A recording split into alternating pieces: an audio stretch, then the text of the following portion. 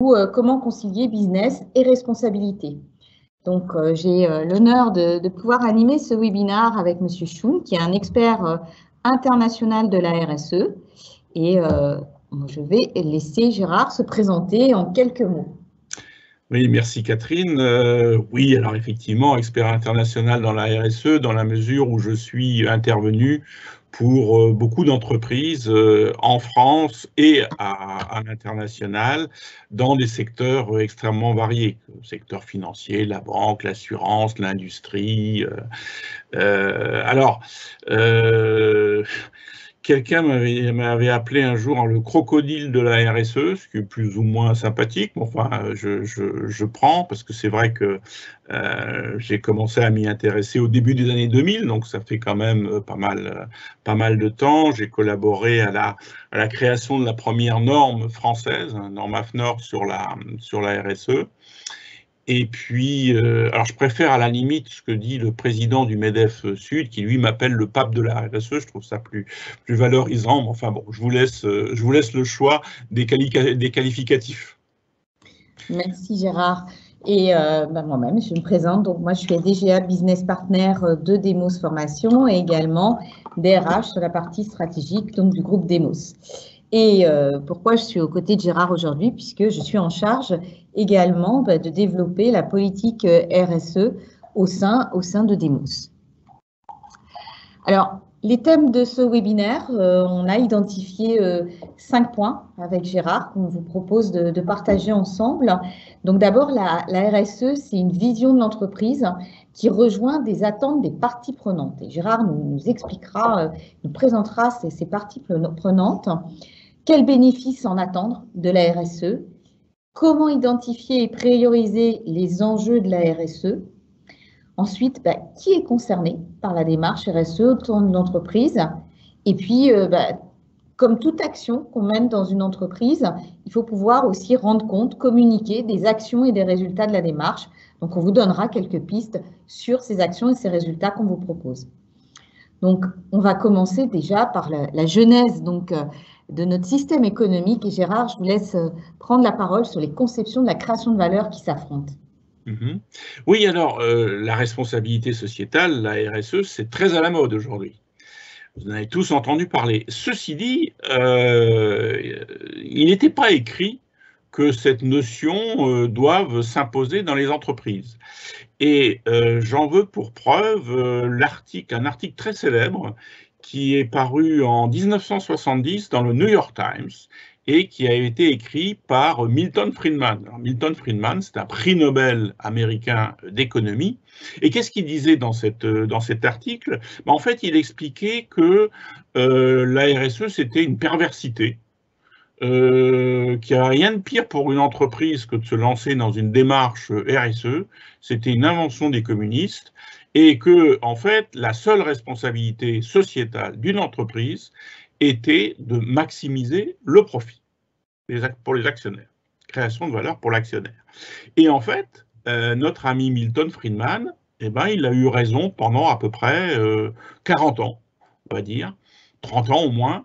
Ça a été l'alpha et l'oméga dans les entreprises, c'est-à-dire cette notion de création de valeur pour l'actionnaire. Et puis, au gré des crises, des petits problèmes qu'on a pu voir, finalement, la RSE a connu une renaissance, si vous voulez, un peu à partir des années 2000, et on est arrivé jusqu'à aujourd'hui, avec notamment en 2011, un autre économiste américain, Michael Porter, qui a inventé la notion de shared value, donc de création de valeur partagée, et partagée entre qui? Entre ces fameuses parties prenantes dont parlait Catherine. L'idée étant que ce qu'il disait, c'est que même pour les actionnaires d'ailleurs, l'idée de maximiser la valeur actionnariale, de valoriser le profit à long terme, n'était pas la meilleure solution et qu'il fallait essayer d'optimiser la création de valeur pour toutes les parties prenantes de l'entreprise, pour les salariés, pour les fournisseurs, pour la société, et donc à terme aussi pour les actionnaires. Donc voilà, une création de valeurs partagées. Alors vous avez vu au milieu, on a mis le tipping point, comme disent les anglo-saxons, c'est le point de bascule que j'ai situé en 2020, et je pense que la crise du Covid a révélé, les tendances étaient déjà là, mais a révélé des choses qui ont fait que la RSE aujourd'hui est une notion qui s'impose, on va le voir. Alors, faut-il se lancer dans une démarche RSE, Gérard? Quel est votre point de vue là-dessus? Alors, la réponse est oui. Mais pourquoi? Pourquoi? Alors, d'abord, les investisseurs, on parlait des actionnaires. Hein, en fait, les actionnaires et les investisseurs, d'une manière générale, ils ont tranché. Vous voyez, là, c'est une étude qui a été faite par Price, où il disait que 97% des investisseurs pensent que la RSE va se développer. Alors, petite indication, les financiers ne parlent pas de RSE, ils parlent de ESG. ESG pour environnement, social, sociétal, gouvernance. Hein, ils parlent toujours de notation, ESG, on parle, mais c'est la même chose. RSE et ESG, c'est la même chose, c'est simplement, encore une fois, la RSE en langage financier, si j'ose dire. Donc, pour les investisseurs, c'est clair. On peut passer à la slide suivante. Les jeunes générations. Les jeunes générations, effectivement, j'ai pris un article qui était paru qui disait Why your kids won't know what ESG means. Alors ils disent, de toute façon, ils ne sauront même pas ce que c'est que la RSE parce qu'ils ont complètement intégré. Donc le concept même aura disparu. Et c'est vrai que les jeunes générations, on le voit bien à l'embauche. Enfin, Catherine pourra certainement le dire beaucoup mieux que moi. Mais on voit bien qu'elles ont des attentes très claires qui rejoignent des préoccupations RSE. Et d'ailleurs, souvent, ils posent des questions quand on veut engager des jeunes recrues. Ils nous disent, mais qu'est-ce que vous faites en matière de RSE? Et c'est un vrai critère. Tout à fait. Tout à fait. Et la marque employeur est souvent très attractive pour eux parce que ça leur parle et ils me disent, mais qu'est-ce que vous faites? Quel est le sens de votre engagement dans la RSE? Tout à voilà, fait. Absolument.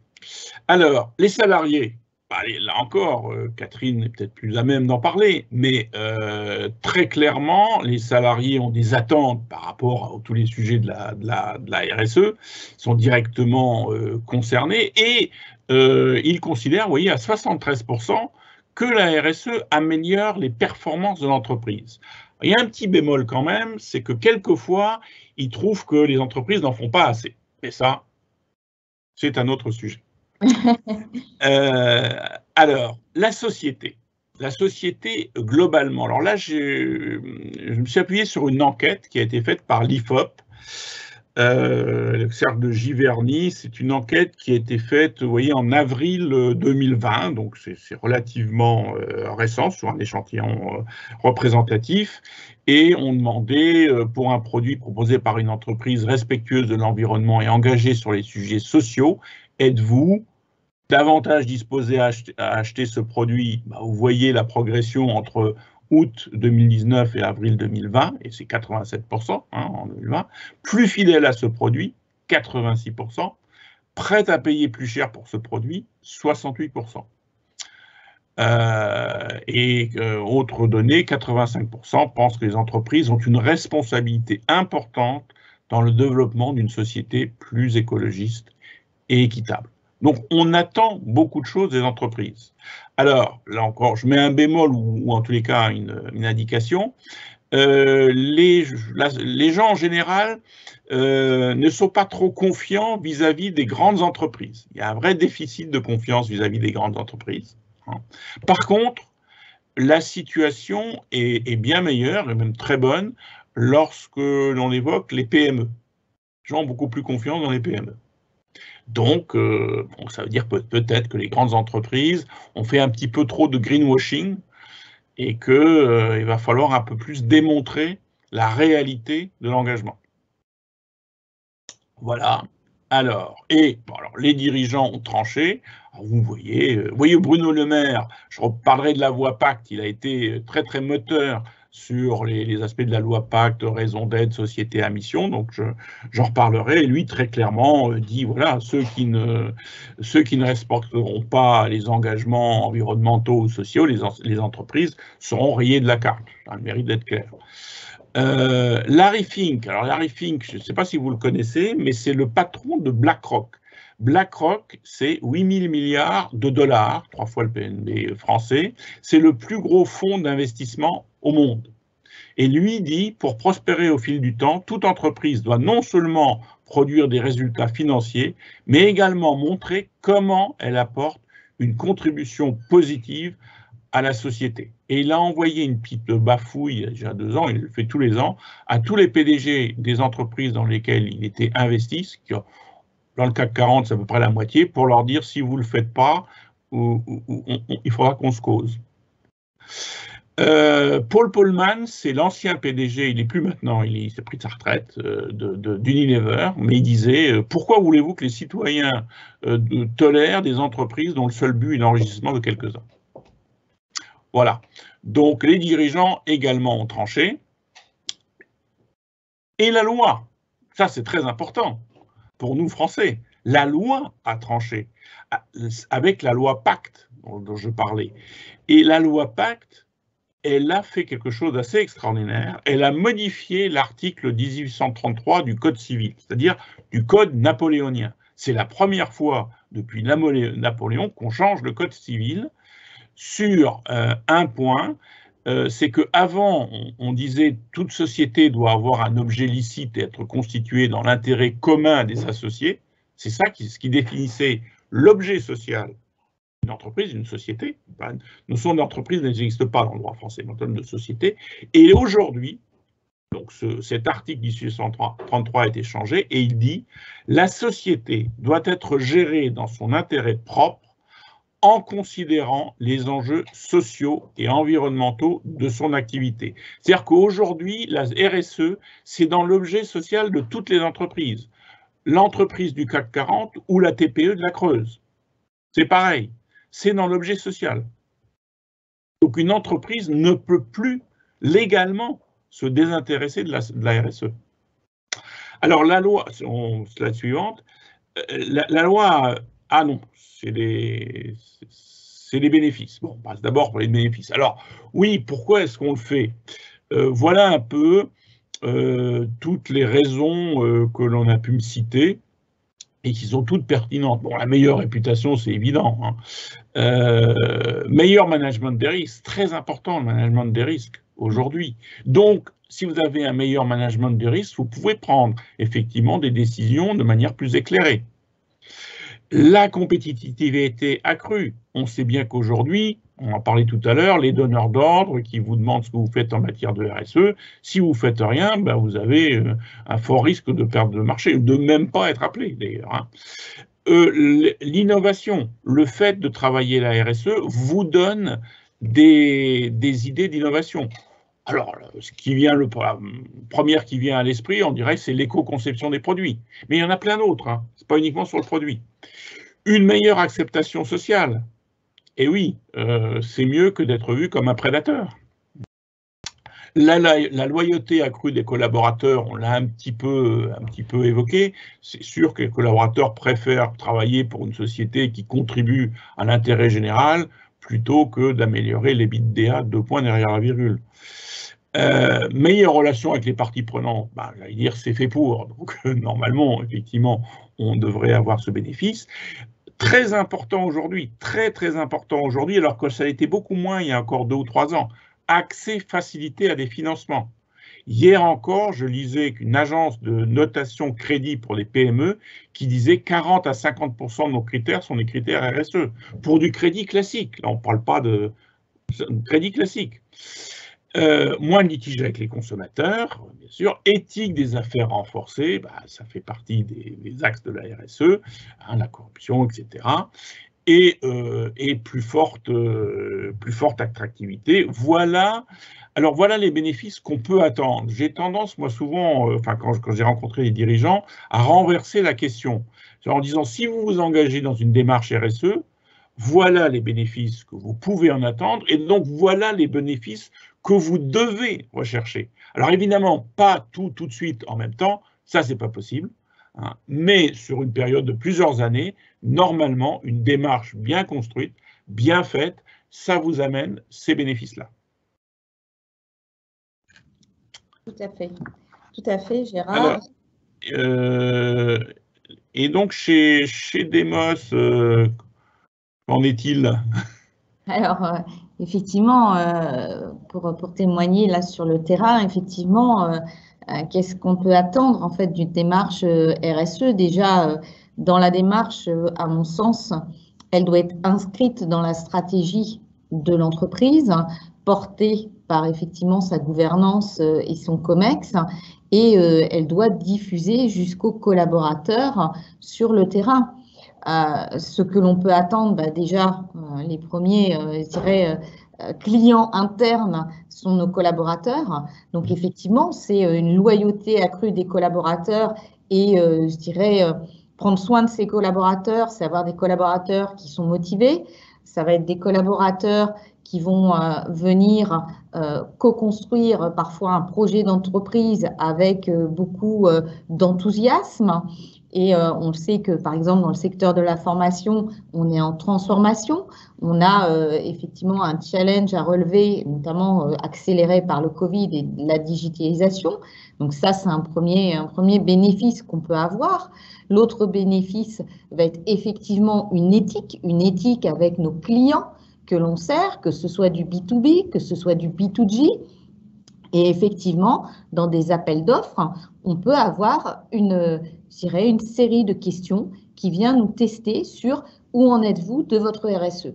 Et ça peut être le petit plus qui fait qu'on démontre qu'on est également un partenaire impliqué, engagé aux côtés de grandes entreprises ou d'administrations et que l'on partage surtout les mêmes valeurs.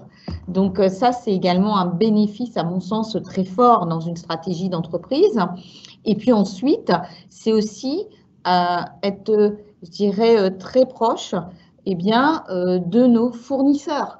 En tant qu'organisme de formation, Gérard est là également pour en témoigner, nos fournisseurs, ce sont nos formateurs qui sont, je dirais, très importants pour nous, puisqu'ils vont être à nos côtés, soit pour avoir une réflexion, comme on l'a fait avec Gérard aujourd'hui sur une thématique précise, pour également arriver sur une offre qui va découler, par exemple, de cette réflexion qu'on a ensemble menée avec Gérard, mais qui va également faire en sorte que nos formateurs vont travailler avec nous pour des réponses auprès de nos clients et des réponses innovantes et des réponses à forte valeur ajoutée. Donc, voilà, si vous voulez, un petit peu je dirais mon témoignage aujourd'hui métier, mon témoignage terrain sur ce qu'une entreprise, par exemple, telle que Demos, peut attendre de cet engagement RSE. Et pour aller plus loin, je vous partage effectivement une mission, des missions qu'on se donne au sein de Demos Group. Il ne faut pas oublier que nous sommes effectivement dans la formation professionnelle. Nous, on a une conviction très forte qui est partagée, c'est que on participe en fait au développement de compétences et que ça vient engager les collaborateurs et ça vient surtout favoriser la réussite des équipes comme des organisations. Pour ça, ça veut dire quoi concrètement? Ça veut dire qu'on accompagne les territoires dans le développement des compétences. On sait aujourd'hui qu'on a des métiers qui vont disparaître, d'autres qui vont évoluer et d'autres qui vont être complètement créés avec des nouvelles technologies. Et du coup, c'est préparer l'avenir, mais préparer l'avenir, que ce soit de façon temporelle, que ce soit de façon géographique, pour que nos territoires soient toujours avec un développement des compétences et que les compétences soient présentes sur ces territoires où on va pouvoir également avoir l'employabilité à portée de main et pour les entreprises. Notre mission également, c'est d'être acteur, promoteur de l'employabilité des individus. C'est quand même notre raison d'être, la transmission de la compétence, le fait de pouvoir offrir aux individus des choix de carrière parce que la connaissance, ils vont pouvoir y accéder tout au long de leur vie professionnelle, de leur carrière. Et ça va être soit un choix d'expertise qu'ils vont aller chercher chez nous, ou soit carrément un projet de réorientation de carrière. Et derrière, ça va être également leur permettre cette possibilité d'aller travailler l'employabilité et aussi l'accès au marché, voire pourquoi pas d'être entrepreneur. Troisième point, c'est favoriser l'accès à la connaissance, donc dans une démarche inclusive de populations éloignées de l'emploi. On le sait, parfois, on l'a vu avec le Covid, on a vu des entreprises et des secteurs qui étaient en souffrance. Derrière, ce sont des personnes qui, du coup, se retrouvent dans des difficultés sociales, dans des difficultés économiques, professionnelles, parce qu'ils doivent reprendre pied et confiance dans la vie professionnelle. Eh bien, notre mission, c'est également de les accompagner et de travailler, par exemple, avec des organismes étatiques qui vont favoriser la démarche inclusive de ces populations éloignées de l'emploi.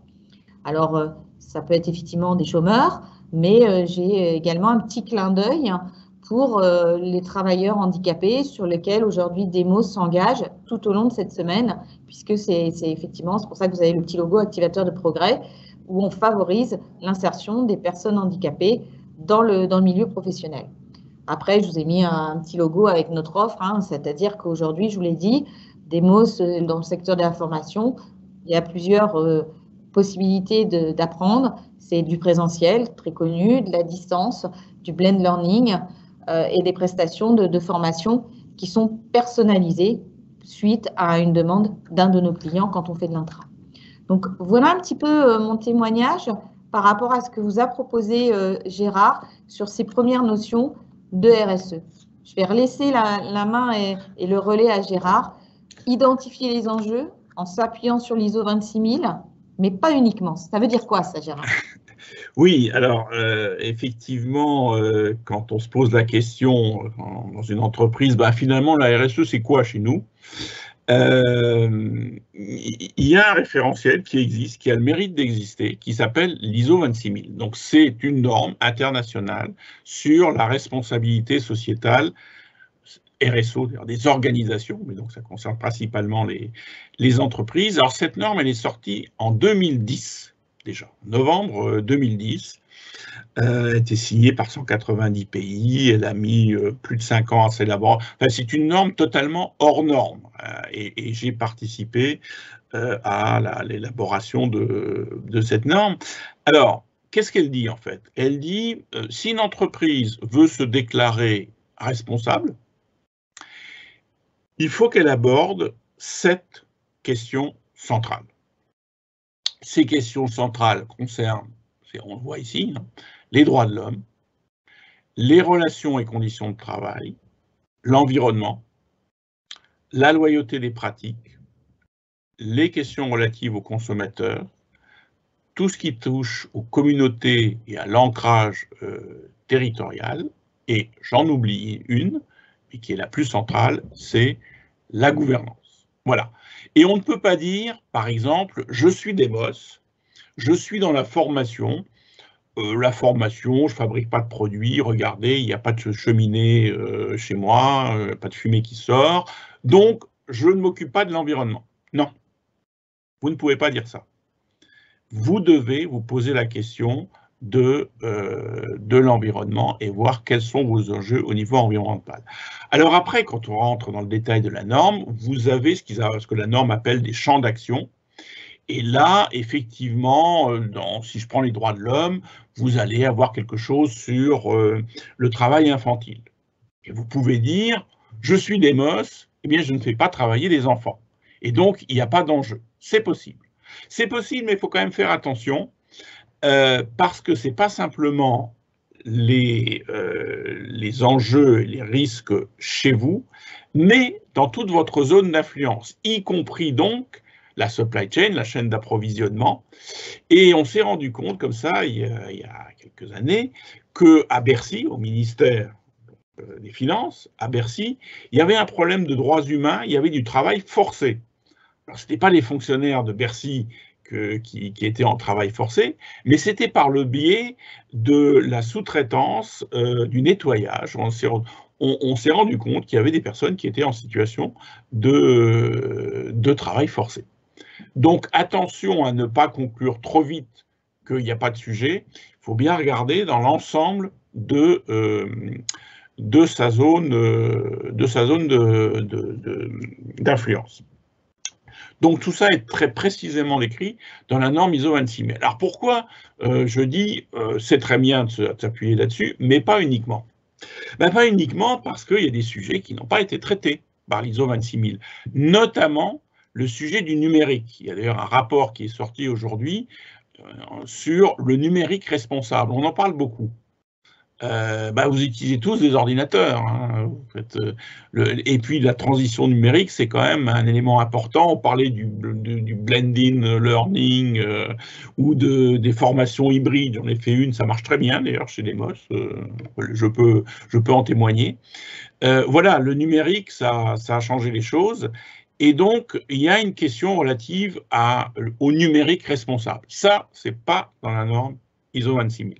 Ce n'est pas parce que ce n'est pas dans la norme ISO 26000 qu'il ne faut pas s'y intéresser. Voilà pour l'identification des enjeux. Alors, justement, quand je dis qu'il faut s'y intéresser, c'est parce que, plus globalement, il faut se dire, mais c'est quoi mon modèle d'affaires? Je fais quoi? Et il faut s'interroger sur son modèle d'affaires en prenant en compte les grandes tendances du moment. Alors, les grandes tendances du moment, j'en ai mis ici 4. Donc, les nouveaux modes de consommation. Bah oui, le consommateur qui quand il achète un réfrigérateur, maintenant, il regarde l'étiquette. Et si vous n'avez pas du A, vous achetez plus, à tel point qu'aujourd'hui, vous avez vu, les fabricants, ils font du A+, A++, A++, parce qu'en dessous, c'est plus acheté. Vous avez tout ce qui est, alors les plateformes. Alors là, on est effectivement dans une espèce de dérégulation, en tous les cas, dans l'économie de plateforme. Uber, là, il y en a plein d'autres. Est-ce que votre business model ne risque pas d'être remis en cause par de nouveaux acteurs?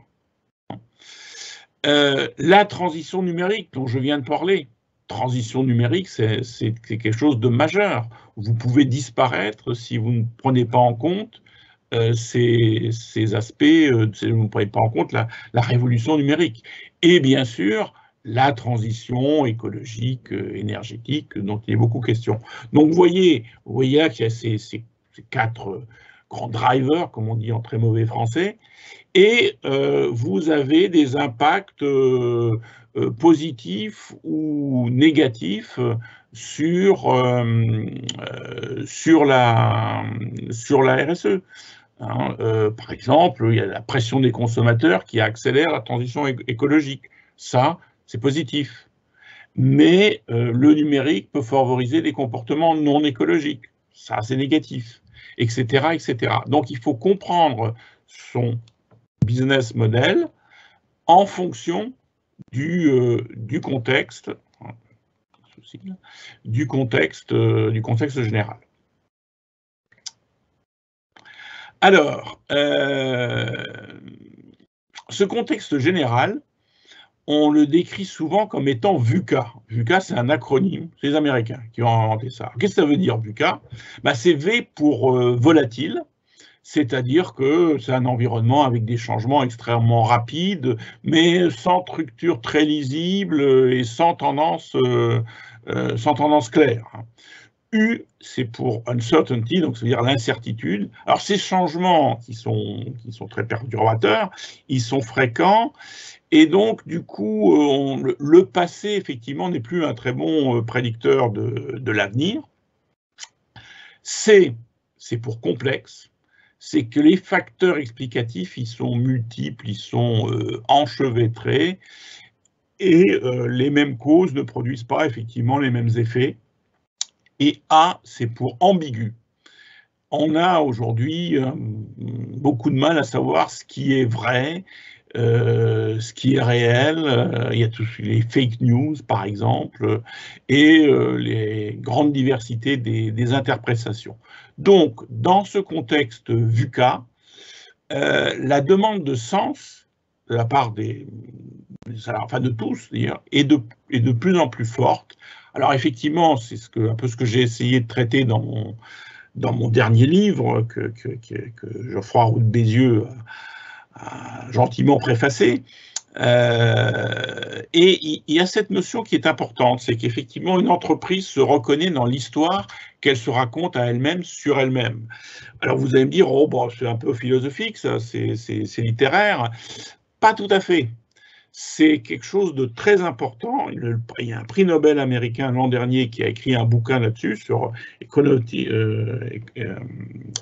Narratives, qui a été un best-seller. Et en fait, aujourd'hui, on voit avec les fonds activistes, vous avez des fonds qui peuvent représenter 1% du capital et qui sont capables de changer la direction, le conseil d'administration d'une entreprise, voire d'une très grande entreprise, exemple Danone ou exemple Esso, simplement parce qu'elles savent raconter une autre histoire que l'histoire que les managers, que la direction veut rapporter. Donc c'est extrêmement important de raconter aujourd'hui la bonne histoire. Et la bonne histoire, elle prend en compte les préoccupations RSE. Alors, on va passer à la slide suivante. Voilà, donc, non. Si, voilà, c'est ça. Non. Si, c'est celle-là? Bon, alors, OK. Donc, on repart sur la loi Pacte. Alors, simplement pour dire, j'ai évoqué la loi Pacte, j'ai évoqué le fait qu'elle avait changé l'article 1833. Donc, ça, c'est la base, c'est la brique de base. Vous voyez, le 1. Hein, la RSE est consacrée dans la loi, ça je l'ai dit. La loi Pacte, elle va plus loin. Elle dit que pour les entreprises qui seraient volontaires, elles peuvent définir une raison d'être. Alors, on a vu que chez Devos, il y avait déjà une amorce de raison d'être, et que cette raison d'être, on peut d'ailleurs l'inscrire dans les statuts. Et pour les entreprises qui veulent aller encore plus loin, elles peuvent adopter la qualité de société à mission. Ça doit être validé en assemblée générale. Et là, elles se dotent donc d'une mission, une raison d'être, une mission. Ça veut dire qu'elles doivent montrer qu'elles ont une contribution positive à la société. On a vu que chez Demos, on pourrait effectivement assez facilement, je ne sais pas, mais en tous les cas, on voit bien dans quelle direction il faudrait travailler si Demos voulait un jour être société à mission. Il y a par nature des choses qui sont possibles. Voilà. Slide suivante. Alors, j'avais dit que pour une entreprise, être responsable, c'est compter au sens C-O-N-T-E-R, raconter une histoire. Mais il ne suffit pas de raconter une histoire. Il faut aussi compter, au sens de rendre des comptes. Et là, on tombe sur nos fameux KPI, nos indicateurs clés de performance. Il faut pouvoir mesurer son engagement. Ça, c'est un élément très important aujourd'hui des démarches RSE. C'est qu'il ne suffit pas de dire « Oh oui, je suis très engagé en matière de RSE ». Il faut pouvoir le démontrer. Le démontrer. Et pour pouvoir le démontrer, il faut pouvoir mesurer là où on en est par rapport à ces objectifs liés à l'engagement. Un élément très, très important. Je passe. Alors, on retrouve là la réglementation européenne. Aujourd'hui, la réglementation européenne, elle dit que les entreprises de plus de 500 personnes doivent intégrer dans leur rapport de gestion une déclaration de performance extra-financière, DPEF. Mais ça, c'est aujourd'hui. Sauf que la réglementation va changer, que demain, ce ne seront plus les entreprises de 500 personnes, mais de 250 personnes. Vous voyez que le seuil baisse. Et l'Union européenne dit, bon, pour celles qui sont en dessous, on ne met pas d'obligation. Enfin, il y aura une très forte recommandation à ce qu'elles fassent également un rapport de durabilité peut-être simplifié. Donc, tout le monde, finalement, va être embarqué dans cette obligation de reporting extra-financier, dans ce qu'on appelle rapport de durabilité. La future réglementation s'appelle CSRD, Corporate Sustainability Reporting Directive. Donc, petit à petit, toutes les sociétés vont être concernées par cette communication. Et on voit donc ce que demande la réglementation, c'est définir un modèle d'affaires, on vient d'en parler, hein, du modèle d'affaires, décrire les principaux risques, au sens des enjeux RSE, décrire les politiques et les procédures qui sont associées à ces risques, et, dernier point que je viens d'évoquer, mesurer les résultats, y compris avec les indicateurs clés de performance. Voilà la réglementation aujourd'hui. Et encore une fois, ce qui est important de savoir, c'est que les seuils vont baisser. Les seuils vont baisser. Alors, tout ça a un but, et je vais laisser Catherine développer ce point-là, mais il est évident que tout ça est fait dans le but de développer et de renforcer l'engagement. Tout à fait. Effectivement, la RSE, on en a vu déjà une partie, hein, pour des bénéfices, et on a commencé un tout petit peu à amorcer, en fait, notamment on parlait d'attente des nouvelles générations, mais je pense que c'est aussi une attente qui peut aussi exister sur d'autres générations, c'est le sens. Dans le fond, c'est la quête de sens, le pourquoi j'ai choisi cette entreprise. On le voit sur les jeunes générations où elles ne vont pas forcément avoir le réflexe d'aller sur des grandes marques ou des grands noms, mais peut-être aussi vers plutôt des startups ou des PME, parce que derrière, il y a un sens qui leur est donné dans l'entreprise et qui fait qu'effectivement, elles vont comprendre pourquoi elles adhèrent à cette entreprise et comment elles se retrouvent dans ces valeurs. Donc derrière, c'est effectivement adhérer aux objectifs, adhérer aux valeurs de l'entreprise. Donc une RSE réussie, c'est une RSE, encore une fois, qui se diffuse sur tous les collaborateurs. C'est une RSE où on va avoir des projets en commun. Par exemple, effectivement, si on se rapproche d'associations où on va passer du temps avec des collègues, on va offrir de son temps. J'ai un exemple très concret, des personnes qui sont en situation de recherche d'emploi.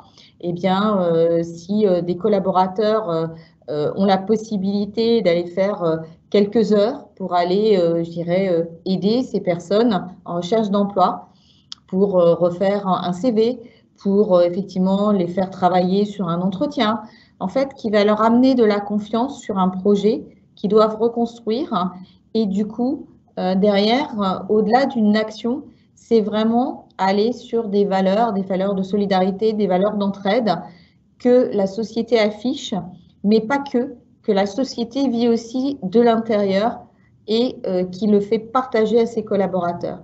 Donc, derrière ça, lorsqu'on aide l'autre, on n'est plus dans le rationnel, on n'est plus dans le conceptuel, on est dans l'émotion de la rencontre et dans l'émotion d'avoir la fierté d'avoir aidé l'autre.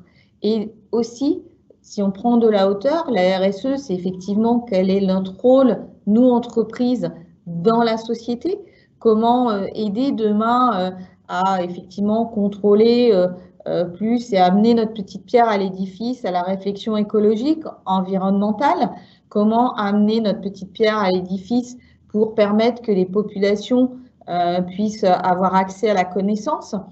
Eh bien, lorsqu'on arrive à faire ce genre de démarche, à le partager, eh bien, on n'est plus dans le concept, on est dans vraiment l'individu, dans l'être humain, et on a la fierté et un attachement émotionnel à son entreprise parce qu'elle va proposer quelque chose de différent et qui fait que vous êtes attaché à cette entreprise parce qu'elle vous permet de vivre cela.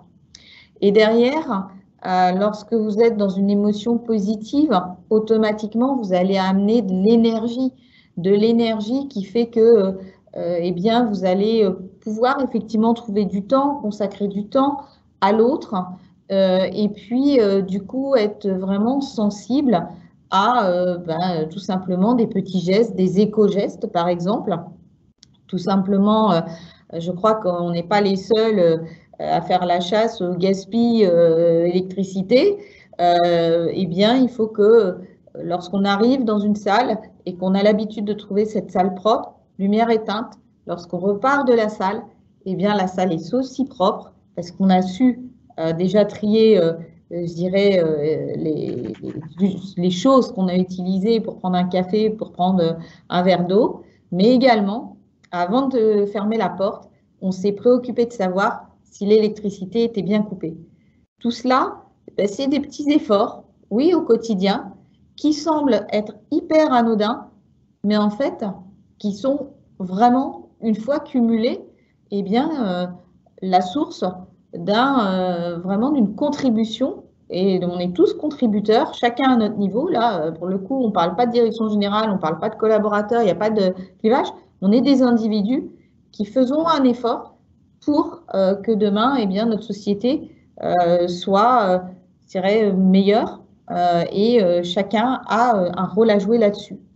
Donc, lorsqu'on a réuni ces 4 thématiques pour renforcer l'engagement, automatiquement, on a un sentiment d'appropriation du projet de l'entreprise. On a un sentiment d'appropriation de la stratégie de l'entreprise. Et dernièrement, j'ai eu l'occasion de rencontrer un de mes partenaires avec qui je travaille et qui m'a invité à un séminaire d'entreprise où j'ai eu l'occasion effectivement de comprendre ce qu'était leur stratégie d'entreprise, où ils avaient inclus la RSE.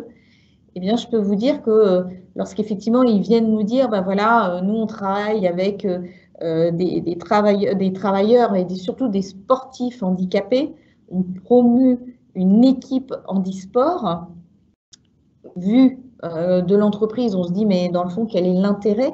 Et en fait, l'intérêt, c'est que effectivement, quand ils proposent à ces personnes de venir devant les collaborateurs, de témoigner de leur résilience, de témoigner de leur performance, eh bien, vous avez quand même une émotion qui traverse la salle et qui fait que les collaborateurs se sentent vraiment appartenir à cette entreprise et appartenir au projet de l'entreprise et de la stratégie inclusive de la RSE.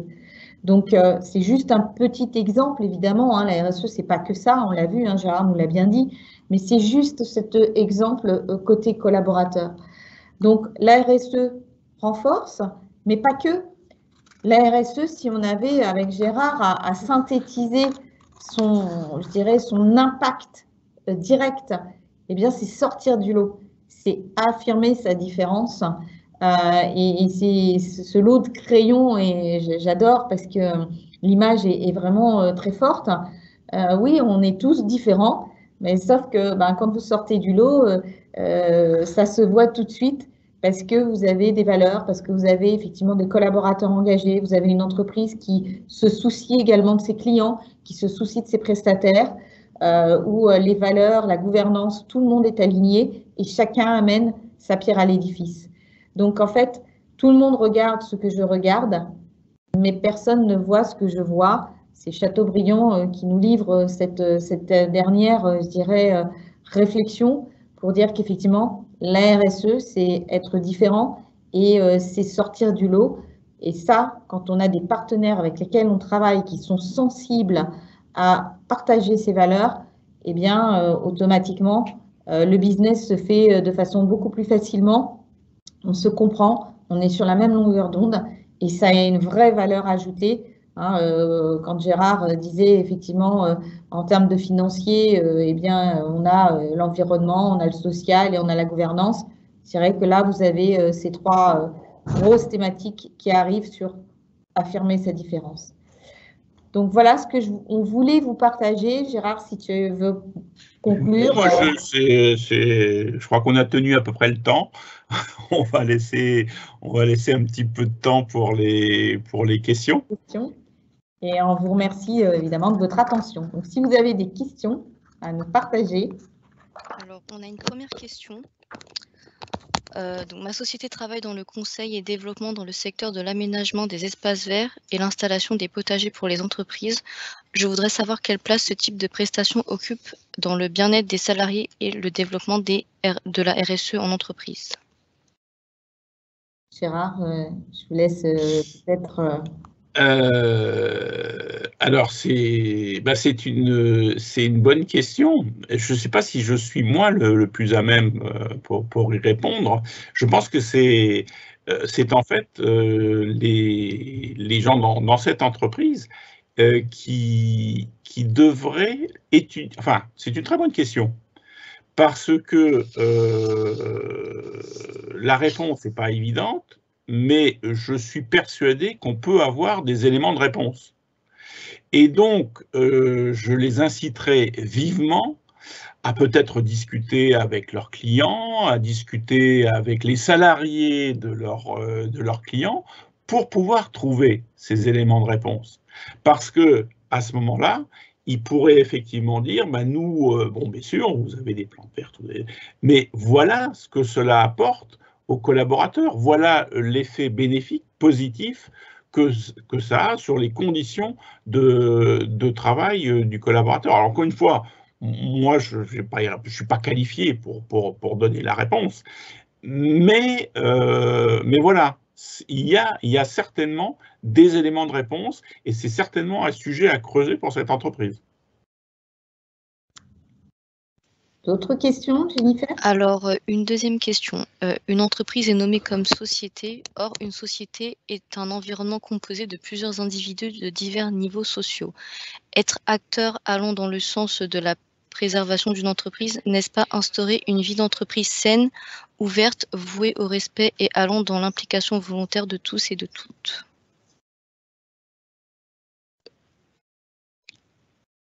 Et la question?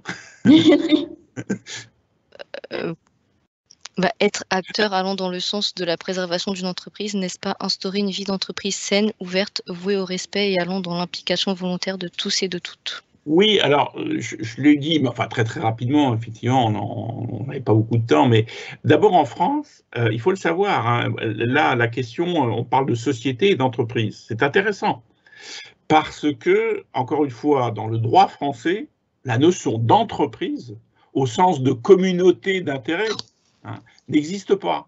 Il n'existe que la notion de société. Or, et la notion de société, avant la loi Pacte, c'était en gros une association d'actionnaires qui mettent en commun des moyens et voilà, qui veulent être rétribués. Or, effectivement, il y a plus que ça, c'est plus que ça. C'est un projet, c'est une communauté d'intérêts et ce qui est visé, c'est que tout le monde, tous ces porteurs d'intérêts, finalement, ils retrouvent leur compte et pas uniquement les actionnaires. Catherine, je ne sais pas si tu veux. Oui, tout à fait. Je partage complètement ce sujet que donnait Gérard comme exemple. Est-ce qu'il y a une autre question, Jennifer? Oui, être responsable dans une entreprise, n'est-ce pas aussi être exemplaire sur le plan engagement? La norme ISO 9001 n'est-elle pas une démarche sur laquelle on peut s'appuyer? Alors, oui, alors il y a deux réponses. Première réponse, oui, c'est être exemplaire sur le plan engagement, ça c'est sûr. La norme ISO 9001, que je connais bien pour avoir beaucoup utilisé dans une vie antérieure, je dirais, ISO 9001, c'est sur la qualité. Alors, c'est une norme qui est peut-être utilisée. D'ailleurs, toutes ces normes, que ce soit l'ISO 9001 sur la qualité ou l'ISO 14001 aussi sur l'environnement, tout ça, ce sont des normes, je dirais, techniques qui peuvent tout à fait contribuer à être utilisées comme des outils hein, dans une démarche RSE, d'autant plus que ces normes ont été revues et qu'aujourd'hui, elles ont été revues, je dirais, avec un chapeau RSE. On parle des parties prenantes, c'est une notion qui était introduite, donc on voit bien qu'elles ont été reprises à la lumière de l'ISO 26000, je dirais. Donc oui, on peut utiliser la norme ISO 9001. Ça peut, un intérêt par exemple que je vois, c'est sur l'approche processus qui peut peut-être faciliter aussi la compréhension du modèle d'affaires. Donc c'est un outil, hein, c'est un outil comme d'autres qui peut être utilisé. D'autres choses, Jennifer? Oui, alors une autre question. En cette période de crise, n'est-il pas temps de rappeler aux acteurs que l'entreprise est leur source d'activité de préservation collective, voire individuelle? Je répète peut-être. Oui. En cette période de crise, n'est-il pas temps de rappeler aux acteurs que l'entreprise est leur source d'activité de préservation collective, voire individuelle? Oui, je ne sais pas si Catherine… Oui, c'est vrai. Oui, effectivement. Enfin, je dirais, encore une fois, oui, parce qu'on sort d'une période un petit peu chahutée, mais en même temps, j'ai envie de dire, c'est pas juste que maintenant, c'est Oui. tout le temps. Voilà, on doit tout le temps rappeler effectivement cette notion. La RSE, c'est encore une fois, c'est pas de la cosmétique, c'est vraiment une démarche structurée, une démarche qui est profonde. Donc oui, ça peut être très utile aujourd'hui à la sortie de ce Covid, enfin si on peut dire sortie, parce que on est sur une 5e vague, alors on n'est toujours pas à l'abri voilà, d'un nouvel environnement et de nouvelles décisions. Mais à mon sens, c'est quelque chose qui est beaucoup plus pérenne que ça dans la réflexion d'une stratégie d'entreprise. Oui, alors je ne sais pas ce qu'il y avait derrière la question, mais peut-être que l'idée qu'aujourd'hui, dans la société, il y a des grandes institutions qui ont un peu disparu, qui ont faibli. C'est étudié, plein de bouquins qui étudient ça, hein, l'Église, le parti, l'Église catholique, le Parti communiste, hein, c'est bon, clairement. Et du coup, il y avait des choses sur lesquelles on pouvait se raccorder, les gens pouvaient se raccorder, des institutions, l'école, machin, ce qui est un peu moins vrai, et du coup, effectivement, l'entreprise devient un creuset ou un environnement extrêmement important, parce qu'il faut bien se raccorder à quelque chose. Et donc, peut-être que les demandes vis-à-vis de l'entreprise sont aussi de plus en plus fortes. On parlait de demande de sens, parce qu'à côté de ça, on a moins d'institutions auxquelles on peut se raccorder. Mais ça, c'est une interprétation de la question. C'est vraiment une démarche philosophique, là, je dirais, effectivement, et une réflexion sociétale, d'évolution des sociétés. Il est vrai que, bon, on voit que les facteurs religieux, les facteurs politiques, voilà, je pense qu'aujourd'hui, on a d'autres lieux où les personnes vont partager leurs idées. Les réseaux sociaux amènent une diversité dans les idées, également le contexte international qui s'est ouvert fait que les idées circulent et elles sont moins dogmatiques et portées par une institution, qu'elle soit politique, religieuse, syndicale, politique, etc. Et derrière, on a du coup peut-être un champ des possibles de réflexion qui est beaucoup plus ouvert. Et effectivement, l'entreprise, autour d'un projet commun, rassemble quelque part cette diversité et fédère autour de valeurs. Parce qu'effectivement, la vie en société fait qu'on a partagé des valeurs, mais on a aussi des comportements. La liberté de l'un s'arrête là où celle de l'autre commence. C'est un peu ça la démarche philosophique. C'est à partir du moment où on est dans une structure, dans une société, comment on vit ensemble et qu'est-ce qui nous relie et qu'est-ce qui nous rapproche. Ça ne veut pas dire qu'on gomme nos différences, mais qu'on l'exprime peut-être avec des points de vue différents, mais derrière, on va converger ensemble sur un projet commun qui nous réunit, quoi. Voilà, je pourrais un petit peu développer peut-être ce que Gérard a commencé à effectivement nous proposer comme réflexion. Oui, il y a peut-être aussi une autre idée derrière la question, c'est que l'entreprise est jugée crédible aujourd'hui. Toutes les études le montrent. C'est-à-dire que quand on demande aux gens qui est-ce qui est le plus crédible pour changer la société, pour améliorer l'environnement, etc., c'est l'entreprise qui est citée en premier, bien avant les politiques, les médias, et notamment d'ailleurs, je veux dire, les PME. Donc c'est vraiment cette attente là on comprend que l'attente vis-à-vis des entreprises est très forte. C'est une autre façon de le voir. Tout à fait.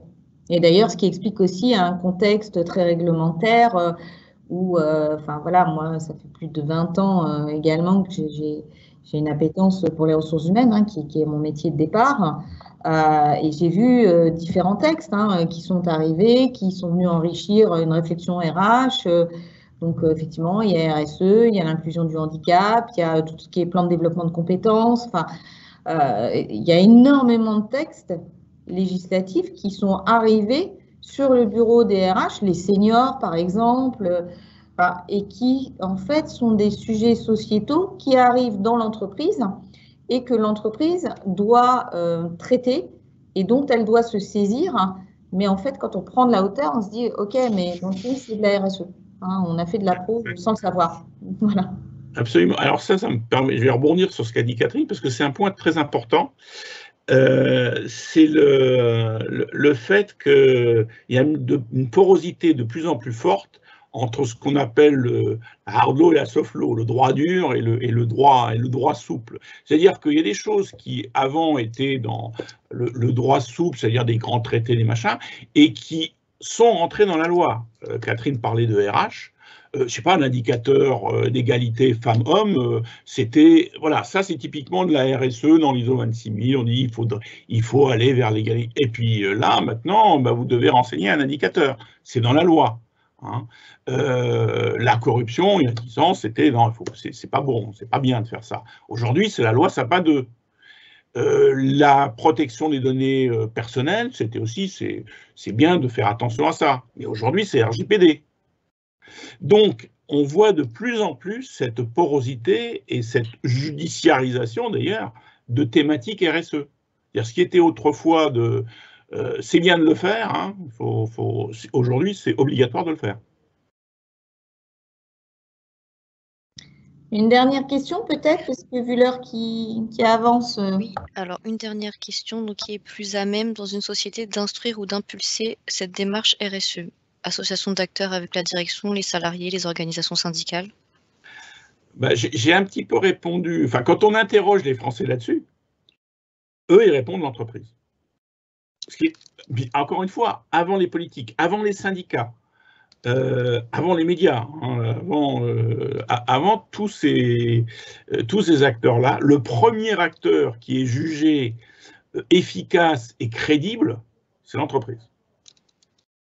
Et dans l'entreprise, pour aller jusqu'au bout, dans l'entreprise, c'est la direction générale qui doit se saisir de ce thème, l'incarner avec une vraie volonté, je dirais, de la rendre vivante. Et après, effectivement, dans le côté opérationnel, ça ne me choque pas, encore une fois, que cette thématique soit rattachée à un département ressources humaines. Parce qu'on est quand même assez transverse et ça ne me choque pas, encore une fois, avant d'avoir décliné sur un référent ou un responsable RSE, mais sur des PME, voilà, on n'a pas forcément quelqu'un qui va pouvoir prendre cette fonction à plein temps et néanmoins, il y a une équipe qui est à mon sens peut-être dédiée et qui peut être l'équipe ressources humaines pour aller de façon opérationnelle et en transverse faire en sorte que les collaborateurs soient autour d'un projet commun d'entreprise. Voilà, même s'il y a d'autres thématiques, hein, juridiques, on l'a dit, RGPD, déontologie, voilà, relations avec les clients, etc., donc aux fournisseurs. Mais pour comprendre un petit peu comment Gérard a amené les choses, c'est l'entreprise. Et dans l'entreprise, c'est non négociable. Si votre direction générale n'est pas engagée, si la RSE, ça ne lui dit rien, ça ne résonne pas chez elle, vous n'arriverez pas à construire une politique RSE. Et opérationnellement parlant, le relais, le témoin se met, à mon sens, après c'est évidemment juste une vision, moi que je vous partage et une position, vous avez le droit de ne pas être d'accord avec moi. Pour moi, les ressources humaines sont un acteur important dans le déploiement et la mise en place de cette thématique. Alors, je valide la première partie, c'est-à-dire le fait que la direction générale doit être impliquée.